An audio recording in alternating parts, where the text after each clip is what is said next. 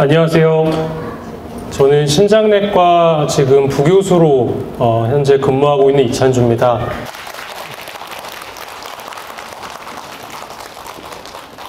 많은 분들이 알고 계시는 질환일 거라고 생각은 하지만 그래도 왜 중요한지, 그리고 실제로는 굉장히 중요한데도 다들 너무 쉽게 알고 별거 아니라고 생각하시는 병이 고혈압이어서 왜 우리가 고혈압을 치료를 해야 되고 꼭 어떻게 치료하면 되는지, 이런 점에 대해서 빠르게 설명을 드리고 나중에 질의응답 시간을 갖도록 하겠습니다.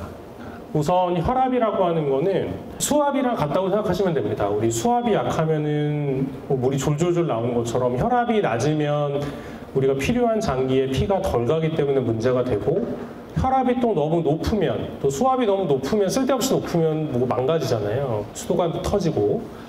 혈압도 마찬가지로 혈압이 너무 높으면 문제가 됩니다. 근데 일반적으로는 혈압이 낮아서 문제가 되는 저혈압은 크게 문제가 되는 경우가 진짜 아주 심한 병이 있는 분들 말고는 일반적인 보통 사람들한테 저혈압이 문제가 되는 경우는 별로 없고, 고혈압은 장기적으로 우리 몸에 문제를 일으키기 때문에 문제가 됩니다. 그래서 혈관 내 압력을 혈압이라고 하는데, 고혈압은 사실은 세계적으로 사망의 원인 중에 하나로서 가장 크게 기여를 하는 걸로 되어 있습니다.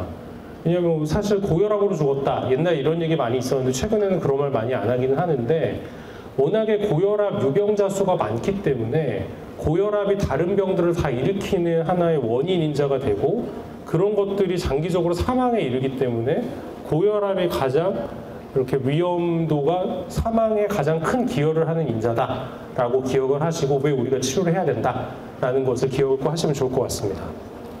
그래서 우선 환자분들께서 오시면 저한테 혈압 종이 잰 거를 보여주세요. 그러면서 혈압이 80에 120이다, 아래 혈압이 얼마다, 위에 혈압이 얼마다 이렇게 말씀하시고, 그게 무슨 차이가 있느냐 이런 거는 잘 사실은 모르시죠.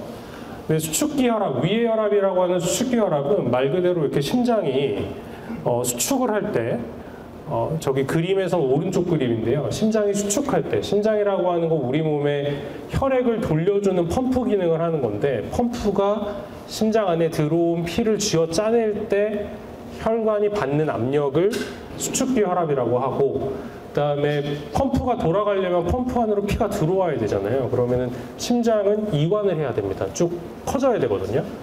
심장이 커지면 그때 피가 들어오게 되는데, 그때 이 혈관에 가해지는 압력을 이완기 혈압이라고 합니다.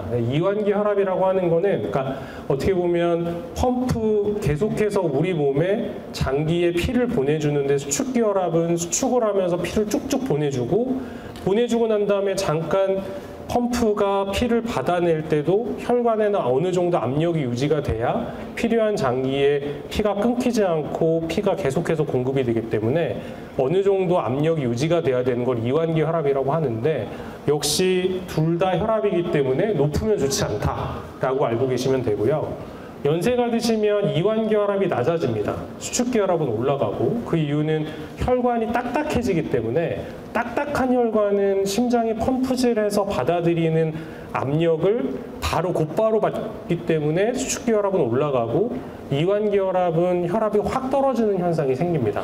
근데 그거는 연세에 따라서, 연령이 증가함에 따라서 생기는 자연적인 현상이어서 아래 혈압이 낮은 거에 대해서 되게 많이 걱정하시는 분들이 있는데, 별다른 증상이 없다면 아래 혈압이 연세가 많으신 분들에서 낮은 거는 큰 문제는 없습니다.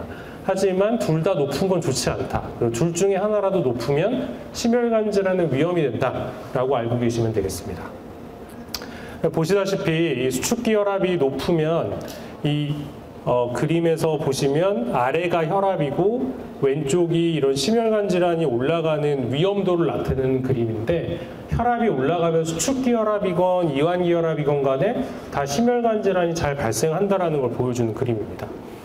그래서 치료를 해야 되는 이유는, 너무 빨리 결론을 말씀드리는 것 같은데 뒤에도 내용이 많이 있습니다. 혈압을 떨어뜨릴 때마다 허혈성 심장병, 소위 심근경색이나 협심증이라고 하는 질환의 발생이 7% 정도 감소를 하고요. 뇌졸중은 혈압에 또 많이 영향을 받기 때문에 수축기 혈압을 이 정도만 떨어뜨려도 위험이 10% 감소하는 걸로 되어 있습니다. 혈압약 먹으면 혈압이 한 10에서 20 가까이 떨어지니까 위험도를 굉장히 많이 낮출 수 있다는 것을 의미하는 거죠. 그래서 혈압은 대개 정상 혈압이라고 하는 혈압은 수축기 혈압이 120 미만, 이완기 혈압도 120 미만인 경우입니다. 그리고 주의혈압이나 고혈압 전 단계, 고혈압 이런 내용이 나오는데 이게 분류가 너무 헷갈리니까 그냥 140, 수축기가 140 이상 또는 이완기가 90 이상, 그러니까 둘 중에 하나라도 높으면 고혈압이다. 그리고 120에서 140 사이나 80에서 90 사이는 아직 고혈압은 아니지만 고혈압으로 진행할 가능성이 높기 때문에 주의혈압이나 고혈압 전 단계라고 하는 표현을 씁니다.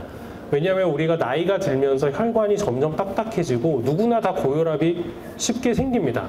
그래서 고혈압이 정상혈압이었던 사람이 고혈압까지 진행하는데 훨씬 더 시간이 오래 걸리지만 이미 주의혈압이나 고혈압 전 단계 정도의 혈압을 갖고 있는 분들은 수년 이내에 고혈압으로 진행할 가능성이 높기 때문에 고혈압 전 단계나 주의저혈압의 환자분들은 미리부터 고혈압에 대한 대비를 하는 게 좋겠다라는 의미에서 이렇게 분류를 해서 설명을 드리는 겁니다. 그래서 우리나라에서 고혈압 환자가 몇 명이나 되냐 보시면 20세 이상에서 확인을 해보면 남성이 좀 더 많고 여성이 조금 더 적은 편이긴 한데 평균을 내면 한 23%에서 25% 정도 됩니다. 우리나라 인구로 따지면 약 한 1000만 명에서 한 1200만 명 정도가 고혈압 환자라고 알려져 있거든요. 그러니까 길 가다가 한 5명 중에 1명은 고혈압 환자인 겁니다, 사실.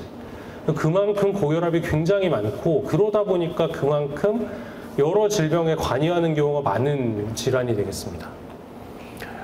그러면 우리나라에서 고혈압 유병률 아까 전에 한 30%, 25%에서 30% 정도 말씀드렸는데 본인이 고혈압인 거 알고 있는 환자는 고혈압 환자 중에 약 70% 정도로 알려져 있어요. 그러니까 30%는 자기가 고혈압인 줄 모르는 거죠. 그리고 보시면 여기 오렌지색으로 56% 미조절 써져 있는 게 고혈압 환자 중에서 본인이 약을 먹고 있는데도 불구하고 혈압이 140에 90 미만으로 조절되지 않는 환자가 약 한 56% 정도 되는 걸로 되어 있습니다. 그 약을 이제 먹는 사람 중에서는 조절 안 되는 사람이 약 30%고 고혈압인 거는 알지만 약을 먹던 안 먹건 간에 혈압 조절이 충분히 되지 않는 환자들은 한 56% 정도. 그러니까 그만큼 고혈압 환자가 많은데 제대로 치료받고 있는 환자는 절반 정도밖에 되지 않는다는 걸 의미를 하니까 주변에서 이렇게 혈압 있다고 하는 분들 한번 혈압을 꼭 측정을 해보시는 게 굉장히 중요합니다. 사실 아무리 약을 먹고 있어도 우리가 원하는 만큼 혈압이 떨어지지 않으면 약 먹는다고 아무 소용이 없는 거예요. 약을 먹어서 혈압이 떨어져야 의미가 있는 겁니다. 고혈압의 발생 원인은 솔직하게 말씀드리면 잘 모릅니다. 고혈압이라고 하는 병 중에서 고혈압을 일으키는 여러 가지 원인 질환들이 한 몇 가지 알려져 있는 게 있는데 전체 고혈압 환자의 약 10% 정도만 다른 원인이 밝혀져 있고요. 나머지 90%는 원인이 밝혀져 있지가 않습니다. 그래서 질환의 이름을 본태성 고혈압이라고 합니다. 원인을 잘 모르니까 본태성 고혈압이다. 그냥 생기는 거다라고 이야기를 하는 거고요. 그 이유는 가족력도 좀 있고요. 유전적인 영향도 좀 있고, 근데 유전적이 아주 크진 않습니다. 유전적 영향도 있고 생활 습관이 중요합니다. 워낙에 짜게 먹는 습관이 있는 분들이 고혈압이 잘 생기는데 워낙 생활 습관 속에서 있는 문제다 보니까 그거를 원인이라고 잘 인지를 못하고 그게 너무 몸에 익어 있으니까 고치기가 힘든 거죠. 그리고 비만 젊은 사람들 요즘 비만 환자들이 많아서 고혈압이 굉장히 많습니다. 스트레스 받아도 혈압이 높아집니다. 실제로 저희 그 심장내과 내의 모 교수님은 그래서 고혈압 약을 드시다가 저희가 외국 연수 가는 기간이 있습니다. 연수를 가면 조금 마음의 여유도 생기고 그동안 과도한 업무에 좀 벗어나게 되는데 연수를 가는 순간 혈압약을 보니까 혈압이 너무 떨어져서 혈압약을 끊었다고 합니다. 그럼 그만큼 스트레스가 되게 큰데 다시 한국에 돌아오려고 했더니 한 달 전부터 혈압이 다시 올라서 약을 다시 드시기 시작했다. 이거는 굉장히 스트레스가 중요하다는 걸 저희 의사들도 느끼고 있는 거고요. 특정 약물, 연세 있는 분들 그 관절염약 많이 드시잖아요. 관절염약 같은 것들도 혈압을 올립니다. 그리고 먹고 있는 혈압약의 효과를 좀 떨어뜨리는데 그렇다고 관절염약 안 먹을 수는 없잖아요. 그러니까 조절을 잘 하는 수밖에 없는데 그렇게 우리가 고치기 힘들고 원인이 애매한 경우들의 고혈압이 굉장히 많고 그런 것들이 다 복합적으로 작용하기 때문에 여러 원인들 중에 하나만 교정을 하더라도 혈압이 조절이 되지가 않습니다. 그래서 원인 불명이라고 이렇게 전부 뭉뚱그려서 이야기를 합니다. 그리고 음주나 흡연 이런 거 다 관련이 있고요. 그래서 우선은 그러면 고혈압을 진단을 하려면 혈압을 정확하게 측정을 해야 되겠죠. 되게 제 진료를 보러 오시면 환자분들이 혈압이 높아요. 혈압이 딱 높아서 여쭤보면 아 지금 외래 갑자기 들어오라고 그래서 다른 외래보다가 급하게 뛰어오는데 혈압을 빨리 재고 들어왔다.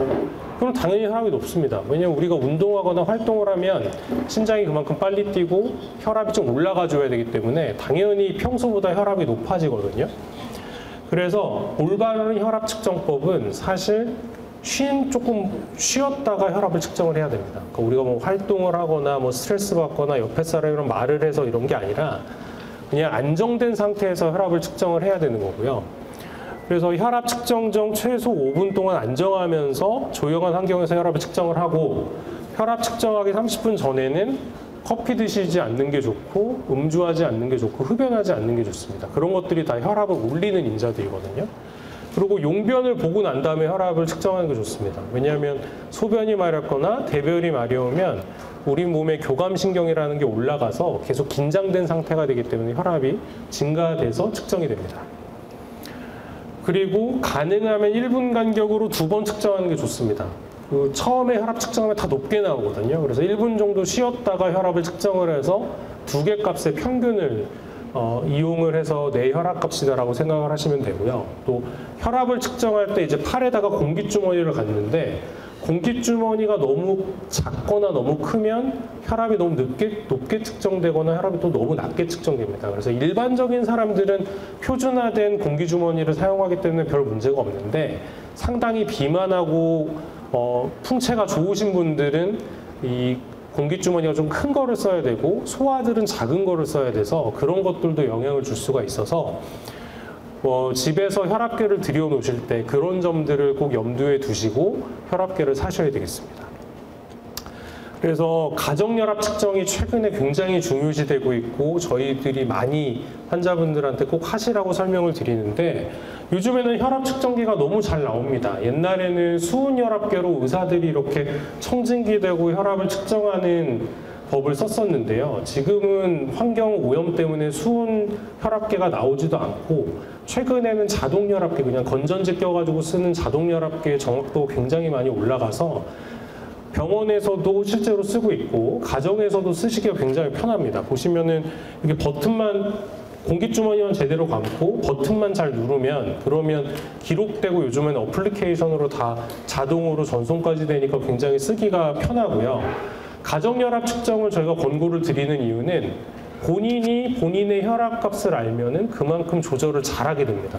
좀 더 신경을 쓰게 되고 당뇨 환자들이 자기 당뇨 밥 먹고 난 다음에 당 측정해가지고 그거 보면서 되게 경각심을 갖는 것처럼 혈압 갖고 계신 분들도 날마다 아침마다 가정혈압계로 측정을 하면은 본인의 혈압 관리하는 데 굉장히 많이 도움이 되고 그런 정보를 의사들한테 갖다 주면 또 저희들도 환자분들 혈압 조절을 해드리는 데 큰 도움이 됩니다. 그래서 진료실 혈압이 또 의사를 보면 혈압이 굉장히 긴장해서 올라가신다고 하는 배기고혈압이라고 하는 게 진료실 혈압의 문제입니다. 평소 때는 혈압이 괜찮은데 병원만 오면 겁먹어서 혈압이 올라가요. 저희가 뭐 잡아먹는 것도 아닌데. 그런 분들이 굉장히 많거든요. 그래서 집에서 혈압을 좀 측정해 오시면 결국에 혈압이라고 하는 거는 특정 상황의 혈압이 중요한 게 아니라 일상생활에서 혈압이 얼마냐가 중요하기 때문에 평소 때 집에서 측정하는 혈압이 좀 더 정확합니다. 그런 것들을 꼭 측정해 보시는 게 큰 도움이 됩니다. 고혈압은 증상이 특별히 없습니다, 사실.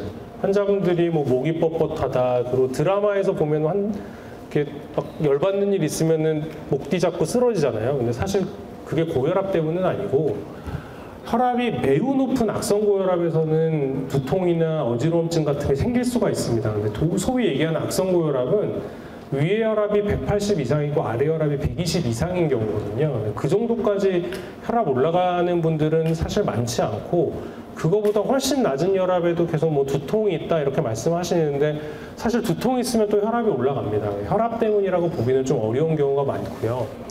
장기적으로 꼭 치료를 해야 되는 병이고 그다음에 문제는 본인이 증상이 별로 없으니까 쉽게 치료를 중단하거나 좀 소홀히 하는 경향이 좀 있습니다. 그리고 전신의 합병증을 일으키는 게 문제입니다. 그래서 제가 쭉 설명을 보여드릴 겁니다.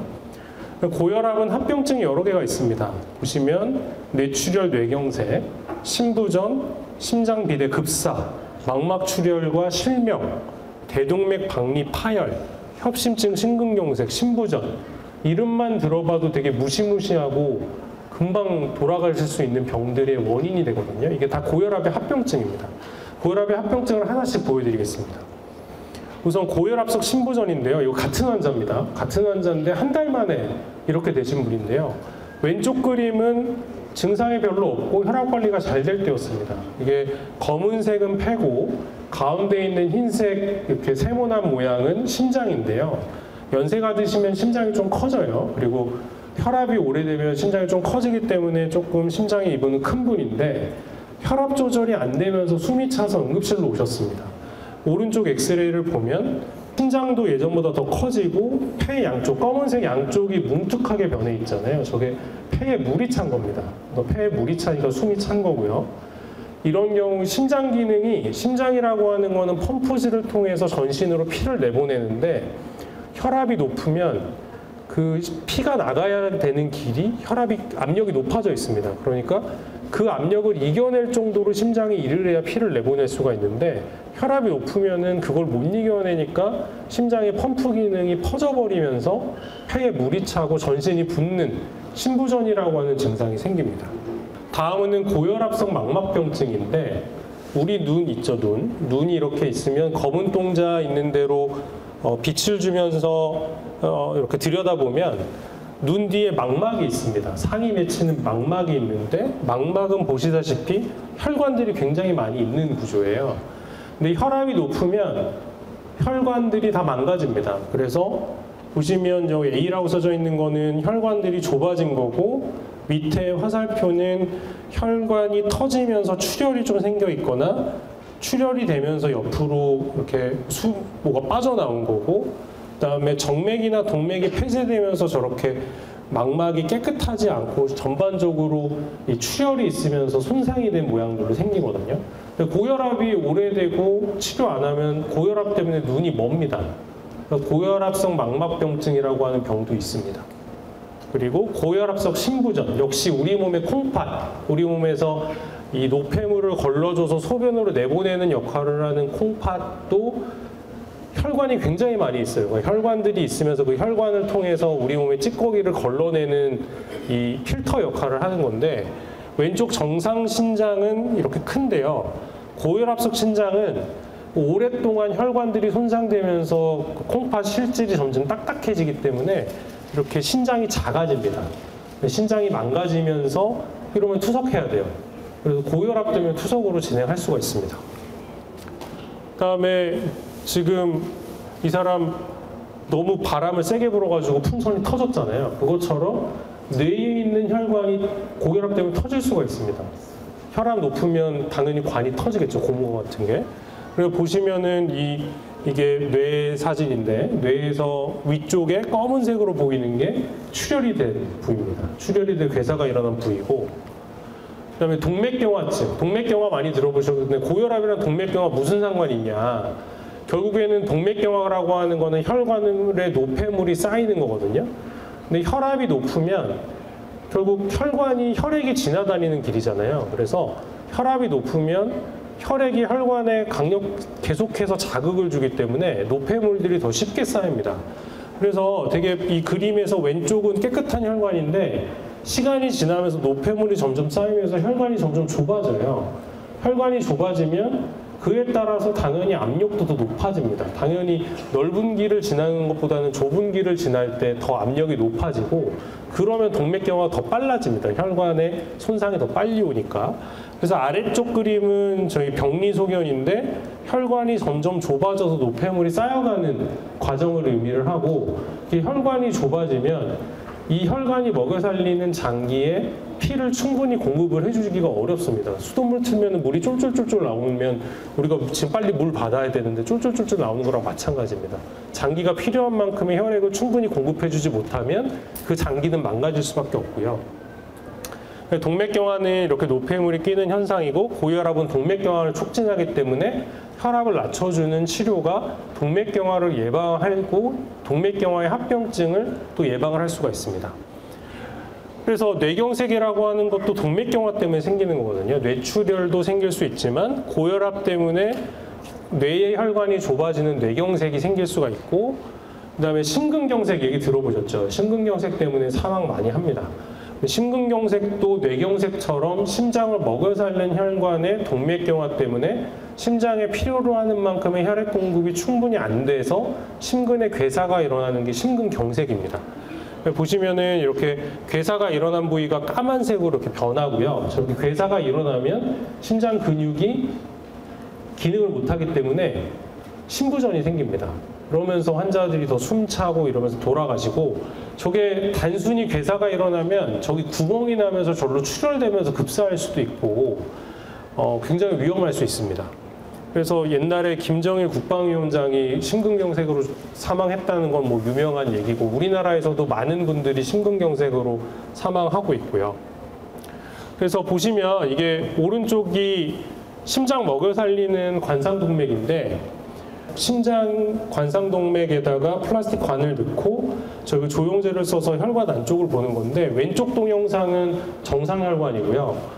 오른쪽 동영상은 심근경색이 생겨서 혈관이 막힌 사람 혈관이에요. 저런 식으로 혈관이 막혀버리고, 그러면 저 혈관이 먹여 살려야 되는 부위에 피가 못 가니까 심장에 손상이 일어나고, 그런 것들이 심부전이나 사망으로 이르게 되는 현상이 생깁니다. 그리고 이게 심장혈관, 뇌혈관뿐만 아니라 다리로 가는 혈관도 손상을 일으켜요. 그래서 보시면 이 그림 빨간색으로 동그라미 돼 있는 데가 혈관이 다 막힌 겁니다. 다리로 가는 대퇴동맥 쪽에 혈관이 막힌 거고요. 저렇게 막히면 다리로 피가 못 가니까 오른쪽 아래 발가락 까만색이 괴사가 일어나는 거예요. 피가 못 가서. 그래서 저런 게 다 고혈압 때문에 생긴다라고 생각하시면 되겠습니다. 그리고 또 대동맥이 이 심장이 쥐어 짜내주는 피를 바로 받아내는 장기인데, 대동맥에 너무 강력하게 압력이 계속 가해지면 혈관이 쭉 찢어져 버리거든요. 그래서 오른쪽은 이제 CT인데 보시면 하얀색, 중간에 있는 하얀색이 대동맥에 이 조영제가 차 있는 건데, 중간에 까만색 줄이 있는 게 대동맥 벽이 찢어져서 생긴 거고요. 저 급사할 수 있습니다. 대동맥 굉장히 무서운 병이고, 대동맥 박리나 파열을 일으킬 수 있는 게 고혈압이 되겠습니다. 고혈압 치료의 목표는 결국에는 혈압 상승에 의한 그 심내혈관 질환을 예방을 하고 사망률을 감소시키는 데 있고, 이미 심혈관 질환 있는 사람들 그 고혈압 치료하면 할 필요 없냐? 아닙니다. 또 재발할 수 있거든요, 심혈관 질환이. 그래서 혈압 관리를 철저히 해야 되고, 심혈관 질환의 위험이 이미 굉장히 높고, 당뇨나 또 동맥경화 많이 진행되어 있거나 여러 가지 콩팥이 안 좋거나 여러 동반 질환을 갖고 있는 분들은 이미 심혈관 질환 위험도가 높은데, 그런 분들한테서 혈압을 조절하면 그런 분들이 훨씬 더 혈압 강화에 의한 이득이 훨씬 더 큽니다. 그런 문제들이 훨씬 덜 생기고, 장기간 결국에 치료를 하는데 우리가 고혈압 치료가 환자들한테 도움이 된다라고 하는 건 다 임상 연구를 통해서 얻어진 지식인데, 임상 연구라고 하는 건 연구다 보니까 짧은 기간 동안 합니다. 한 3년에서 5년 정도 하는데, 실제로 우리가 3년이나 5년만 사는 게 아니라 혈압약 오랫동안 복용하잖아요. 오랫동안 복용을 하는 거는 아마도 우리가 생각하는 것보다 이득이 더 클 거라고 생각을 하기 때문에 저희가 권유를 해드리는 겁니다.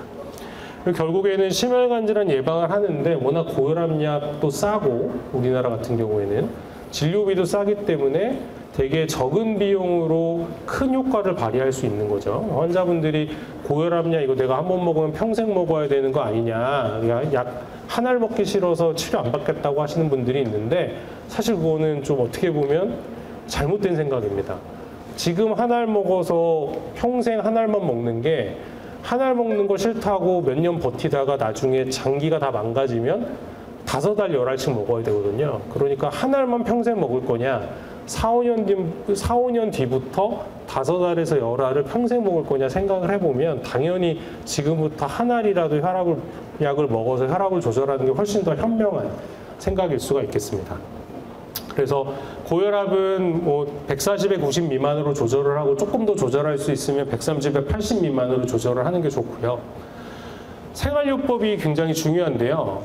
고혈압은 사실 우리나라 사람들 약 먹는 것만 중요하지 생활요법 별로 중요하게 생각 안 하실 수 있는데 기본적으로 생활요법을 기본으로 하고 그거에 약물 치료를 해야 됩니다. 그래서 생활요법에 효과가 충분하지 않거나 다른 요인들이 있거나 이제 그런 경우에는 약물 치료를 하라고 되어 있긴 한데 사실은 약물 치료를 조금 더 중요시하는 경향이 좀 있는데 하지만 생활요법도 굉장히 중요하다라는 점을 꼭 알고 계시고 특히 이 염분을 줄이는 게 굉장히 중요한데요. 염분을 섭취 많이 하면 할수록 더 혈압이 잘 증가하는 걸로 되어 있습니다. 소금 섭취를 제한을 하면 하루에 이제 소금 많이 먹던 분들, 그러니까 국 같은 거 우리나라 김치 먹고 국찌개 이런 거 많이 먹다 보니까 염분 섭취가 많은데 그런 것만 줄여도 혈압을 한 5 정도 떨어뜨려 줄 수 있고 체중을 1kg 빼면 수축기혈압 일찍 떨어뜨립니다. 그리고 또 절주하면 혈압이 한 4 정도 떨어지고요. 운동하면 한 5 정도 떨어지고 식사 조절 같은 거에도 한 10 정도 떨어질 수 있는 걸로 되어 있는데 오늘 자세한 내용을 말씀드리지는 못하지만 이런 생활습관요법만 하더라도 혈압약 1개 정도 효과가 충분히 있다. 혈압약 하나만 드시는 분은 생활습관만 열심히 고쳐봐도 약 끊을 수 있다는 것을 뜻합니다. 고혈압 약제는 워낙에 약제들이 여러 개 있는데 오늘 약에 대해서 자세히 설명드리지는 않을 거고 약은 의사 선생님들께서 이제 환자분들의 여러 가지 동반 질환이나 위험도에 따라서 적절한 약으로 선택을 해서 주시는데 종류가 크게는 한 4, 5개 정도 있다라고 알고 계시면 되겠습니다. 그럼 저한테 고혈압 약 이거 한 번 먹으면 평생 먹어야 되는 거 아니냐, 안 먹겠다 하시는 분들 되게 많아요. 절대 그런 거 아닙니다. 여기 보시다시피 고혈압 약 줄일 수 있고 중단할 수 있습니다. 생활요법 철저히 하면 끊을 수 있습니다. 당장 저 같은 경우만 해도 고백하자면 저 고혈압 약 먹고 있거든요. 근데 아니 왜 고혈압 전문 중이 뭐 자기 머리 못 깎는다고 하듯이 사실 저도 굉장히 어린 나이에서부터 혈압 약을 먹었는데 제 은사님께서는 뭐 스트레스 때문에 다른 원인이 아니라 스트레스 때문일 거다라고 해서 혈압약을 먹고는 있는데 제가 최근에 체중을 한 8kg 정도 뺐습니다. 그랬더니 기존에 먹고 있던 약을 먹다 보니까 혈압이 너무 많이 떨어져서 어지러워서 생활하기가 힘들더라고요. 그래서 지금은 혈압약을 하나로 줄여놓은 상태고 그만큼 저의 경우처럼 여러분들께서도 이미 혈압약을 드시고 있는 분이 있으시면 체중을 빼보시거나 식사를 조절해 보시거나 또는 운동을 철저히 하면 약을 줄이거나 감량을 충분히 할 수 있다.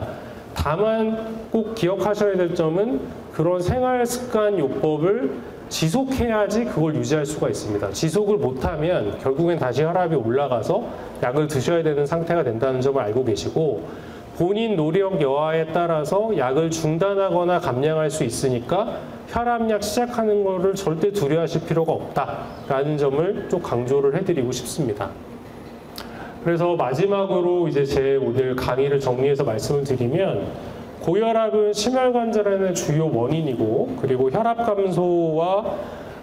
감소는 사망률 및 심혈관 질환을 확실히 줄여줍니다. 우리나라에서 유병률이 한 25%에서 30% 정도로 알려져 있을 정도로 굉장히 많고 고혈압 환자가 그렇게 많고 본인들이 고혈압인 걸 알매도 불구하고 제대로 치료받고 있지 않는 환자들이 상당히 많다. 그래서 고혈압에 대한 경각심을 가질 필요가 있고 이미 고혈압이 있거나 고혈압 위험이 있는 분들은 집에서 혈압을 측정해 보시는 게 혈압 관리에 굉장히 큰 도움이 될 수 있고요. 생활 습관을 개선하는 것만으로도 혈압을 많이 떨어뜨려 줄 수가 있습니다. 그리고 한 고혈압 약제는 환자분들의 여러 가지 위험 인자나 동반 질환에 따라 선택을 하는데 한 번 시작을 했다고 절대 중단할 수 없는 건 아니고 여러 가지 상황과 환자분의 노력에 따라서 충분히 중단하고 감량할 수 있다라는 점을 좀 기억하셨으면 좋겠습니다. 이상으로 강의 마치도록 하겠습니다. 감사합니다.